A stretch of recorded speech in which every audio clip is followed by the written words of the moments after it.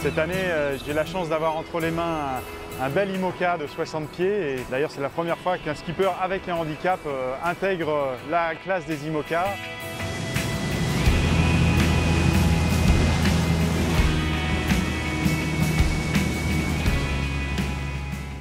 Bonjour. Et bonjour.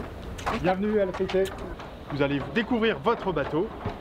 Les câbles, les deux câbles que vous voyez là et celui-là sont en carbone. C'est pour ça que c'est très rigide. Maintenant, en fait, quand le bateau est gité, on essaye d'utiliser le poids du corps pour appuyer dessus. Là, quand je mets dans ce sens-là, je le poids du corps, et dans ce sens-là, j'ai aussi le poids du corps. Par contre, la nuit, tu fais comment au niveau du visuel? Tu vois que dalle? On voit toujours des choses. Il ne fait jamais nuit complètement noire non plus. C'est pour ça que la veille visuelle, elle est super importante.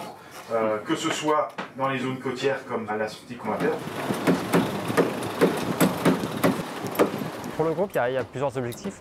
Bien évidemment, il y a un objectif de notoriété, et c'est surtout je dirais, le défi humain et puis la représentation de ce qu'est Damien avec son handicap de naissance. Il faut savoir qu'au sein du groupe, on vise beaucoup les valeurs de partage, d'engagement et d'excellence. Et je pense qu'il représente à lui seul les trois valeurs du groupe, donc pour nous c'est vraiment une belle rencontre.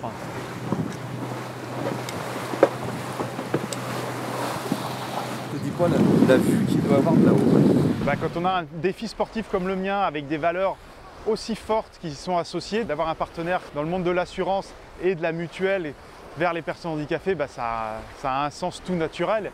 Et voilà, je suis vraiment fier de porter leurs couleurs aujourd'hui et je pense qu'il y a vraiment un sens commun à ce partenariat.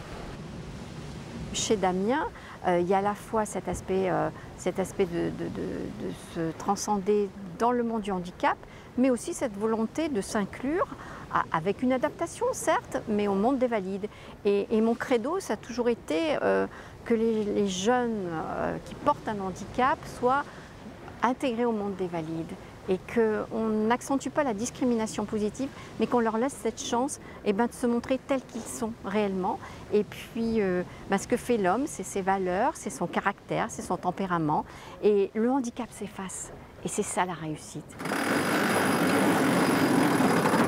Montrer que les rêves, quand on y croit, ça peut devenir accessible. Donc c'est l'ensemble de ces valeurs-là que je vais porter sur ce joli bateau.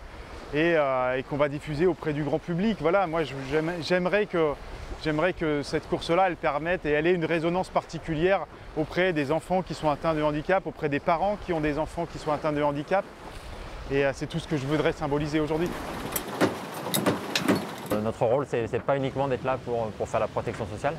Je dirais, c'est pour rendre service à la société au sens large, faire que les gens se sentent mieux dans la société et vivre un peu de rêve, c'est toujours agréable. Après, on peut parler d'inclusion, d'intégration, qu'importe.